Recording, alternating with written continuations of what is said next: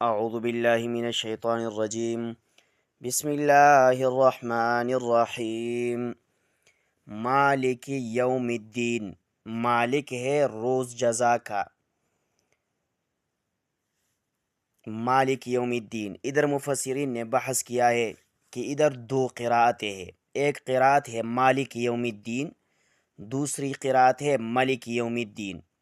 اب اس پہ مفسرین نے بحث کیا ہے کہ کون سا قراءت راجح ہے، لیکن اصل میں مفسرین کا ایک قاعدہ ہے اصول التفسیر کا کہ القراءتین المتواترتین بمنزلۃ الآیتین، کہ جب دو قراءتیں ہو اور دونوں متواتر ہو تو دونوں قراءتیں مستقل دو آیتین کی حیثیت رکھتا ہے۔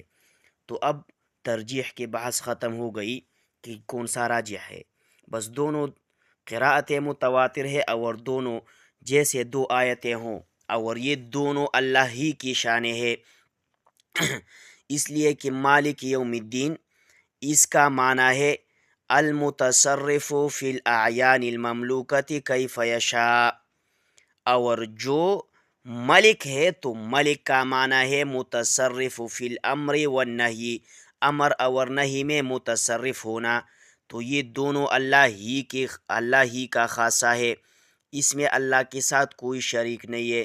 جب دونوں اللہ کی شان ہے اور دونوں قراءتیں بھی متواتر ہے تو وہ ترجیح والا بحث ختم ہو گیا کہ ہم یہ معنی اس میں بحث کریں کہ کون سا قراءت راجح ہے۔ پھر بخاری میں سفیان بن عیینہ کا قول موجود ہے، مفسرین نے بھی نقل کیا ہے کہ اسی مالک کا معنی کیا ہے، تو انہوں نے کہا کہ مالک کا معنی ہے شاہنشاہ۔ اب شاہنشاہ کس کو کہتے ہیں؟ شاہنشاہ اس بادشاہ کو کہتے ہیں جس کو مطلق الاختیار ہو، یعنی جیسا چاہے وہ ویسا کر سکتا ہے، کوئی بھی اس سے پوچھنے والا نہ ہو، اور وہ اسی اپنے مرضی کو قائم کرنے میں کسی سے نہیں ڈرتا، اور جیسا چاہے تو وہ ویسا کر سکتا ہو۔ تو یہ معنی ہے شہنشاہ کا، یعنی ہم ایسا سمجھیں گے کہ جس کو بھرپور تصرف حاصل ہو، بھرپور تصرف کرنے کا اختیار اس کو حاصل ہو اور اس کا یہ طاقت ہو، یعنی اس کا جو ملکیت ہے، جیسا وہ چاہے تو بگاڑے تو بگاڑ سکتا ہے، اگر بنائے تو بنا سکتا ہے، کوئی بھی اس سے پوچھنے والا نہ ہو۔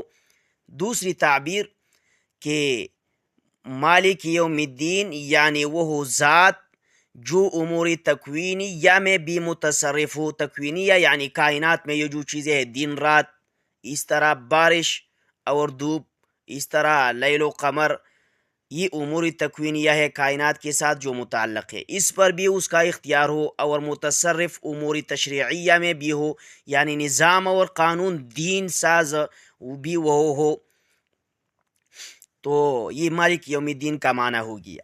اور اب دین، تو دین کے کئی معنی ہے، ایک معنی دین کا اطاعت بھی ہے، دین کا ایک معنی حکم بھی ہے، دین کا ایک معنی قضا بھی ہے، دین کا ایک معنی جزا بھی ہے، دین کا ایک معنی قانون بھی ہے، قانون اور نظام، یہ سب معنی مقاییس اللغہ اس طرح لسان العرب میں موجود ہے، اور اصطلاحاً دین نظام حیات کو کہتے ہیں، ضابطہ حیات، دستور حیات، نظام زندگی۔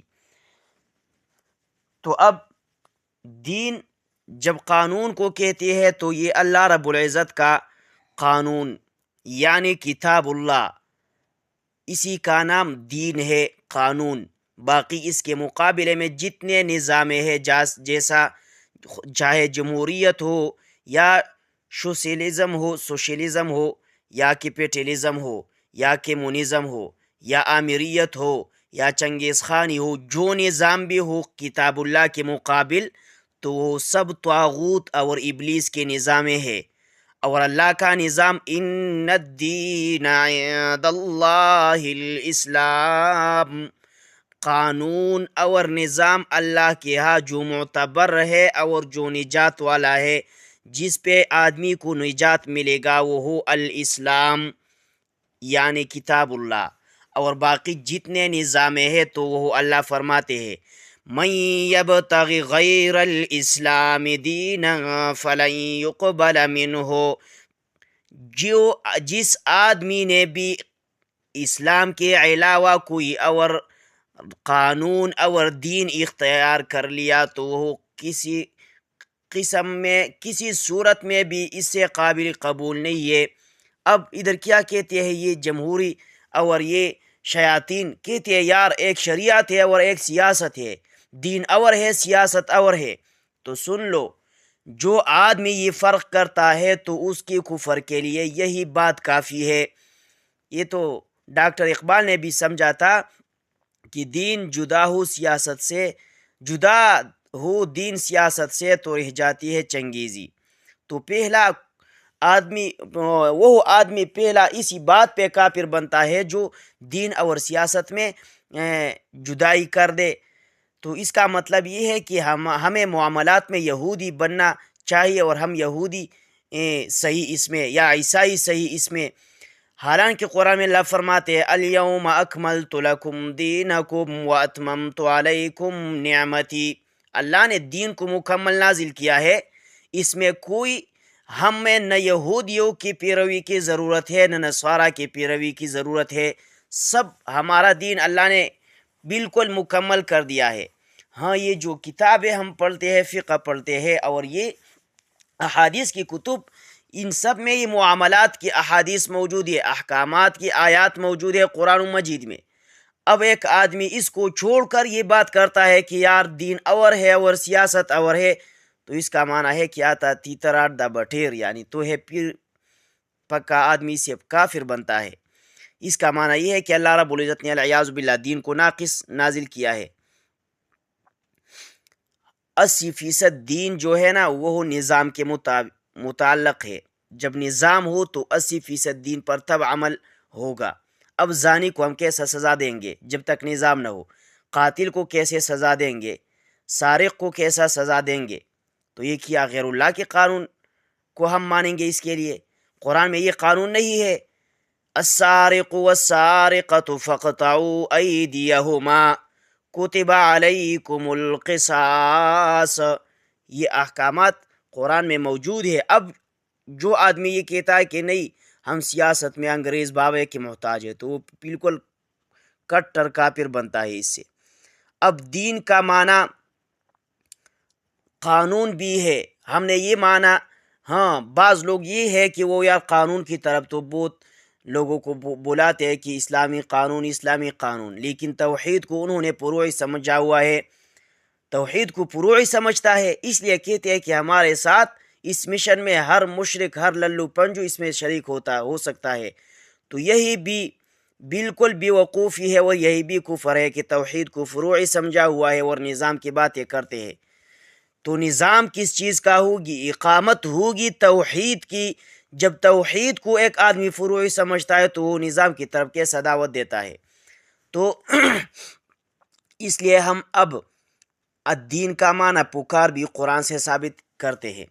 قرآن میں اللہ رب العزت نے الدین بمعنی پکار بھی ذکر کیا ہے، جیسے سورۃ مومن آیت نمبر 14 اللہ فرماتے ہیں فدعوا اللہ مخلصین لہ الدین، فدعوا اللہ پکارو اللہ رب العزت کو، مخلصین اسی حالت میں کہ ہو تم اسی اللہ رب العزت کو، الدین یعنی پکارنا، تو الدین ادھر بمعنی پکار ہے۔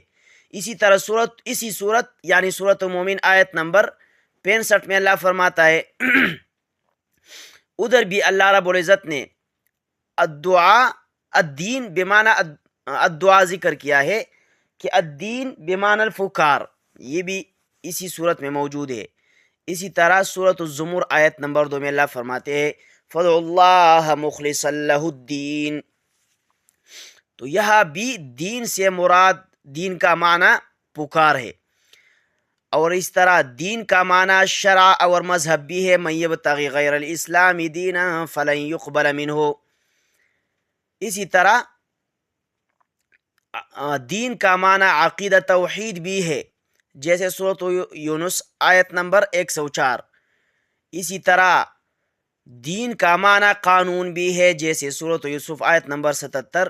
یوسف علیہ السلام جو بنیامین کے سامان میں وہ پیمانہ نکل گیا، تو ادھر پھر یوسف علیہ السلام نے ان کے اپنے بھائیوں سے پوچھ لیا کہ آپ کے قانون میں یہ سارق کا سزا کیا ہے؟ تو انہوں نے جب بتایا تو اللہ فرماتے ہیں ما کان لی اخذ اخاہ فی دین الملک، ان کا جو اپنا قانون تھا تو اس میں یہ اپنے بھائی کو عیسیٰ نہیں پکڑ سکتا، دین بمانا قانون ہے ادھر۔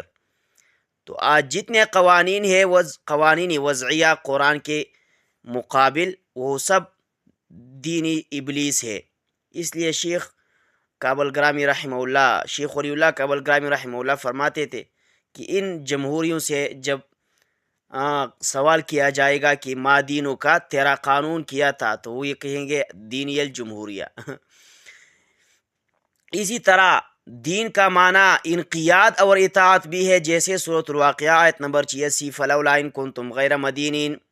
اس طرح دین کا معنی نظام اور احکام بھی ہے، جیسے